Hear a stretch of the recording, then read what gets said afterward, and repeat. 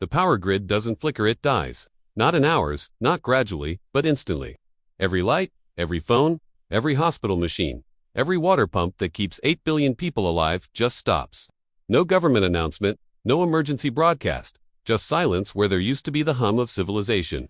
You're standing in your kitchen when it happens, and in that first moment of darkness you realize something terrifying. Everything you thought you knew about survival is a fantasy sold to you by people who've never actually lived through collapse. Here's the brutal physics of what happens next. Within 72 hours, every grocery store is empty. Not from organized looting from desperate parents who haven't fed their children in 2 days. The average American city holds about 3 days of food at any given time, distributed across supply chains that require electricity, fuel, and functional currency. Remove those 3 elements simultaneously, and you're looking at the fastest breakdown of social order in human history. The police don't come. The military doesn't come. They're trying to feed their own families. You're alone with whatever you can carry, and this is where the survival myths start killing people. Forget your bug-out bag filled with freeze-dried meals and water purification tablets. Forget the knife collection and the tactical gear. In a true post-collapse scenarios, the kind where the lights never come back on, you need tools that work without replacement parts, without fuel, without infrastructure of any kind. You need tools that operated for thousands of years before electricity existed and will continue operating long after the last battery dies. And according to every archaeological record of societal collapse, from Rome to the Maya to the Bronze Age civilizations, humanity always returns to the same 3 instruments.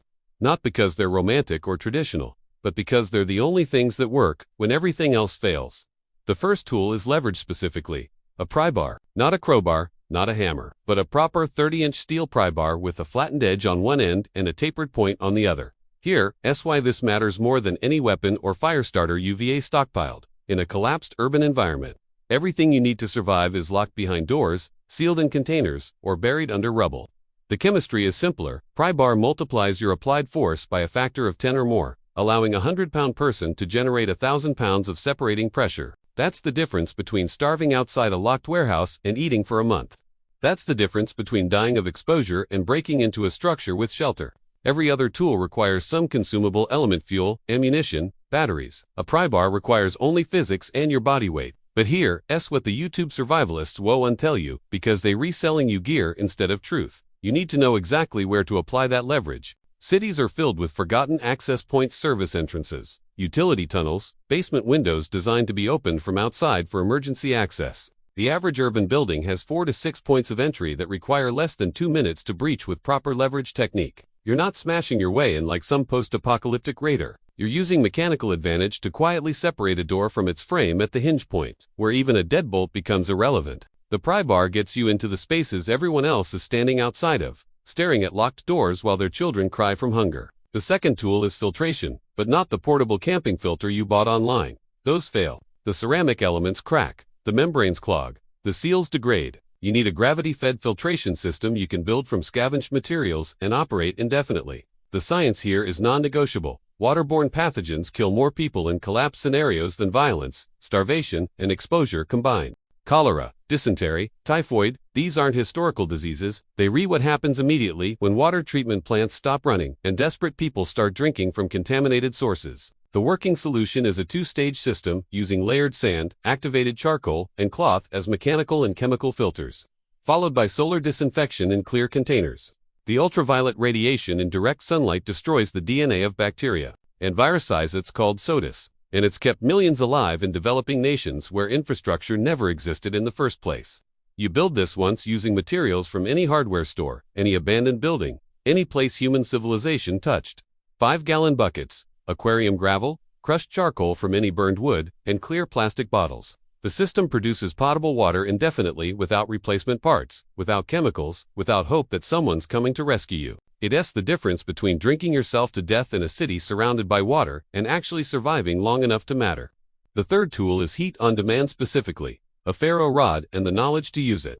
Not matches, not lighters, not even a magnifying glass. A ferrocerium rod produces 3,000-degree sparks through mechanical friction, works when wet, works in sub-zero temperatures, works after 10,000 strikes. The metallurgy is elegant. When you scrape steel across the ferro rod's surface, you're shearing off microscopic particles of iron and cerium. These particles oxidize instantly in air, releasing energy as light and heat.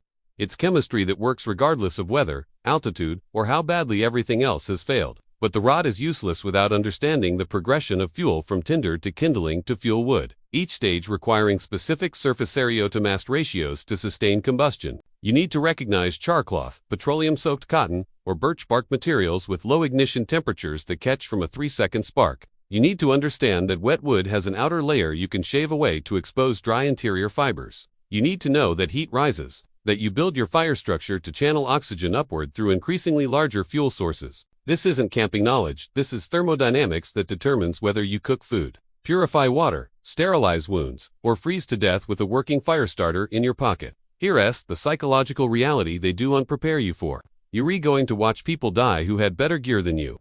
People with guns and ammunition who couldn't get past a locked door. People with expensive water filters that clogged after a week. People who could start a fire with a lighter but froze when the butane ran out because they never learned the actual science. The difference between survival and death is unto your stockpilot, your understanding of fundamental principles, and your ability to apply them when you're exhausted, terrified, and alone. The timing matters too. You don't wait for permission or official collapse announcements. You move in the first 6 hours, before panic becomes violence. Before the grocery stores become killing floors, before every road out of the city becomes a parking lot of abandoned cars.